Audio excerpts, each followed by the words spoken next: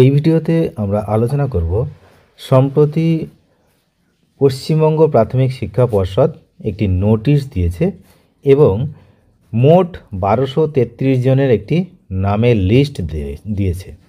এই নামের লিস্টটি কি সেটা নিয়ে কিন্তু ইতিমধ্যে অনেকের মনে সংশয় সৃষ্টি হয়েছে।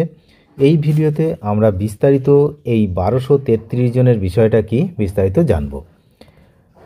1233 জনের যে নাম দেওয়া হয়েছে সেই নামগুলো কেন দেওয়া হয়েছে, কি বিষয়, সমস্ত কিন্তু আমরা এই ভিডিওতে জানব। এইখানে যাদের নাম দেওয়া হয়েছে তার মধ্যে NIOS থেকেও ডিএলএড সম্পন্নকারী এই যে যারা ক্যান্ডিডেট রয়েছেন তারাও কিন্তু এর সঙ্গে যুক্ত রয়েছেন। অর্থাৎ এখানে সুপ্রিম কোর্টের একটি রায়ের ভিত্তিতে যে গত 4 এপ্রিল 4 এপ্রিল 2025 এই রায়ের পরিপ্রেক্ষিতে কিন্তু এই নোটিশটি জারি করা হয়েছে। আমরা যদি সরাসরি ওয়েস্ট বেঙ্গল বোর্ডের এই যে আমরা ওয়েবসাইটে আছি, এখান থেকে যদি আমরা গিয়ে নোটিশে ক্লিক করি তাহলে কিন্তু এই প্রথমে যে নোটিশটা রয়েছে এই নোটিশটাই কিন্তু সেই নোটিশটা 30/5/2025 এই নোটিফিকেশানটা জারি করা হয়েছে। এই নোটিফিকেশানটার কি সেটা আমরা বিস্তারিত প্রথমে দেখে নেব, তারপরে বাংলায় ভালো করে বুঝে নেব যে বিষয়টা কি। এই যে নোটিশটা আপনাদের সামনে রাখলাম, এই নোটিশটা রয়েছে মূলত কয়েকটা মেমো নাম্বারের উপরে ভিত্তি করে। মেন যে মেমো নাম্বার এখানে রয়েছে এই যে 19139 of 2024 Koushik Das and others, এটা ভার্সেস ওয়েস্ট বেঙ্গলের যে মামলাটা ছিল সুপ্রিম কোর্টে, তো তার এগেনস্টে কিন্তু এটা বেরিয়েছে। এছাড়াও আরও কয়েকজন এখানে রয়েছে, আমি বলে রাখি, এছাড়াও আরও কয়েকটা মামলা সিরিয়াল নাম্বার মেমো নাম্বার এখানে রয়েছে। সেই মেমো নাম্বারগুলো কি না, একটা আছে যে আইএ নাম্বার, এছাড়াও যেগুলো রয়েছে আইএ নাম্বার যেটা রয়েছে সেটা হচ্ছে 2138, এটা হচ্ছে 25-এর 2138-25। এখানে ছিল বাপ্পি বর্মন অ্যান্ড আদার্স, এখানে ছিল বাপ্পি বর্মন অ্যান্ড আদার্স। এছাড়াও রয়েছে আইএ নাম্বার 214706, এটা 24-এর 2024-এর এটা। এখানে রয়েছে মুসান্না জুলকার আলী অ্যান্ড আদার্স। এছাড়াও আরও একটি মেমো নাম্বার রয়েছে, সব বিভ্রান্তিগুলো দূর হবে। দেখুন, শুধু একটাই নয়, যেখানে প্রচার হচ্ছে বিভিন্ন সংবাদ মাধ্যমে যে একটাই মেমো নাম্বার, কিন্তু না, এখানে মেমো নাম্বার অনেকগুলো রয়েছে।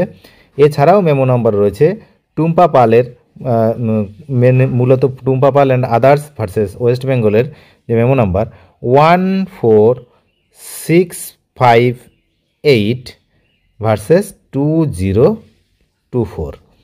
তো এই নিয়ে মোট সংখ্যাটা দাঁড়াচ্ছে, টোটাল সংখ্যা হচ্ছে 1233 জন। 1233 জনের একটি লিস্ট কিন্তু দেওয়া হয়েছে। আমরা এই 1233 জনের লিস্ট দেখব, তার আগে আর একটা ইম্পর্টেন্ট জিনিস এখানে আমাদেরকে দেখতে হবে, যে লিস্ট অফ টেস্টিমোনিয়ালস ডকুমেন্টস, কি ডকুমেন্টস তাদেরকে ক্যান্ডিডেটদেরকে নিয়ে যেতে হবে। এবং এখানে বলে রাখি 9/6/2025 থেকে 18/6/2025 পর্যন্ত কিন্তু এই ভেরিফিকেশানের কাজ চলবে, ডকুমেন্টস ভেরিফিকেশানের কাজ চলবে। তাহলে 9/6 থেকে শুরু হচ্ছে, 18/6 পর্যন্ত কার কবে ভেরিফিকেশান তার ডিটেলস এবার আমরা দেখে নেব। তারপরে কি নিয়ে যেতে হবে সেসবও দেখব। দেখুন, এখানে শুরুতেই রয়েছে প্রথম যে মেমো নাম্বার, তার নাম হচ্ছে এই যে 1 নম্বরে কৌশিক দাস। তার ডেট কবে, তার 9 তারিখেই হচ্ছে ডেট, 9/6/2025 11 AM। কোথায় যেতে হবে সেটাও কিন্তু বিস্তারিত এখানে দেওয়া রয়েছে, যে কোন জায়গাতে যেতে হবে। বলে রাখি, এই হচ্ছে সেই জায়গাটা, সেটা হচ্ছে আচার্য প্রফুল্ল চন্দ্র ভবন, DK 7/1, সল্টলেক সেক্টর 2, কলকাতা 91। এখানে যেতে হবে 9/6 থেকে 18/6। এবার কার কখন সেটা কিন্তু বিস্তারিত এখানে আমরা দেখে নেব। আর আমি যেভাবে নোটিশটা খুললাম আপনারা চাইলে সেভাবে নোটিশ অফিসিয়াল ওয়েবসাইট থেকে দেখে নিতে পারেন।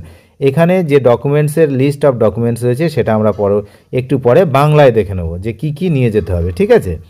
এবার দেখুন এখানে যে নামগুলো রয়েছে সেই নামগুলো কৌশিক দাস থেকে শুরু করে এই সমস্ত মেমো নাম্বার, যে আমি মেমো নাম্বারগুলো বললাম, অনেক 1, 2, 3, 4টে মেমো নাম্বার। এই 4টে মেমো নাম্বারের মধ্যে কিন্তু সবাই রয়েছে। এই পুরো নামের লিস্টটা এখানে রয়েছে এক এক করে।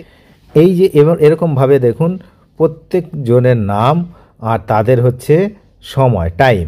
আর বললাম আচার্য যেখানে নিয়ে যেতে হবে সেই সল্টলেকের যে প্রাথমিক শিক্ষা পর্ষদের যে অফিস সেখানেই কিন্তু ভেরিফিকেশানটা হবে। এবার আমরা সরাসরি চলে যাব এই নামের লিস্টগুলো সব দেখে নেওয়ার পর। ভিডিও পজ করে দেখে নেবেন আপনার কোন সময়ে আপনাকে যেতে হবে সেটা কিন্তু এখানে লেখা আছে, ডেট অ্যান্ড টাইম। এছাড়াও আমি বললাম টেলিগ্রাম চ্যানেলে এই যে পিডিএফ পাওয়া যাবে, এছাড়া অফিসিয়াল ওয়েবসাইটে তো রয়েছেই পিডিএফটি। এই করে দেখুন এখানে টোটাল যে নাম্বার, আমি শেষ নাম্বারে চলে যাচ্ছি। যেমনটা আমি বললাম 1233 হচ্ছে শেষ নাম্বার রয়েছে। শেষ নাম্বারটা আমি দেখাবো, এই হলো শেষ নাম্বার। দেখুন এখানে পরিষ্কার রয়েছে 1233 জনের লিস্ট। রাহুল আমিন, এই রাহুল আমিনের নাম হচ্ছে শেষ, আর শুরু হয়েছিল কৌশিক দাস থেকে। এবার আমরা দেখে নেব যে কি নিয়ে যেতে হবে।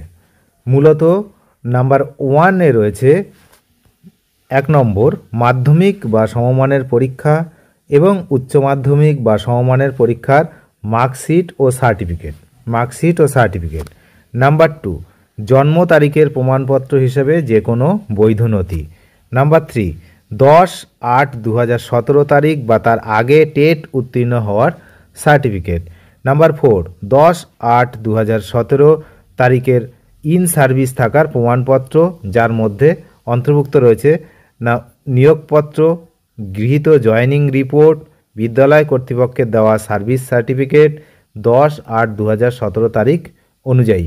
আর কি রয়েছে, বিদ্যালয়ের জন্য সংশ্লিষ্ট রাজ্যের স্কুল শিক্ষা দপ্তরের এনওসি কাম রিকগনিশন সার্টিফিকেট 10/8/2017 তারিখ অনুযায়ী। আর কি রয়েছে না, আরও রয়েছে জুলাই 2017 পর্যন্ত শেষ 6 মাসের বেতন বিবরণী, pay band, basic pay, DA এবং অন্যান্য ভাতা উল্লেখ সহ। তারপরে কি ভারত সরকারের প্রাসঙ্গিক পিএফ আইন বিধি অনুযায়ী সিপিএফ স্টেটমেন্ট। 5 নম্বর এনআইওএস থেকে 18 মাসের ডিএলএড, এটা কিন্তু ইম্পর্টেন্ট, কোর্সের সার্টিফিকেট, মার্কশিট 1/4/2019 তারিখের আগে সম্পন্ন হতে হবে। 6-এ কি আছে, প্রাথমিক শিক্ষক নিয়োগ প্রক্রিয়া 2022-এর রেজিস্ট্রেশন স্লিপের কপি। 7-এ কি আছে, অ্যাপিলকারী হিসাবে কিন্তু যেটা রয়েছে প্রমাণযোগ্য নথি, বাসস্থানের প্রমাণপত্র 8 নম্বরে রয়েছে। এরপরে কি আছে দেখুন, 9-এ আছে আসল ভোটার আইডি কার্ড, আধার কার্ড।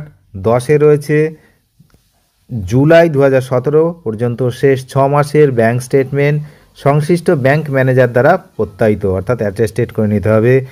11 নম্বরে কি আছে, বিদ্যালয় থেকে সিপিএফ ইপিএফ স্টেটমেন্ট। আর শেষ নম্বর হচ্ছে আইটি রিটার্ন যদি প্রযোজ্য হয়। এই সমস্ত জিনিসপত্র কিন্তু নিয়ে যেতে হবে।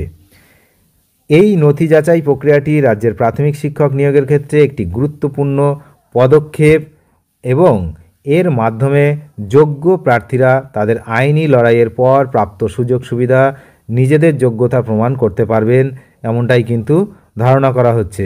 অনেক ধন্যবাদ ভিডিওটি শেষ পর্যন্ত দেখার জন্য। চ্যানেলে যারা নতুন তারা অবশ্যই চ্যানেলটিকে সাবস্ক্রাইব করে রাখবেন। ধন্যবাদ।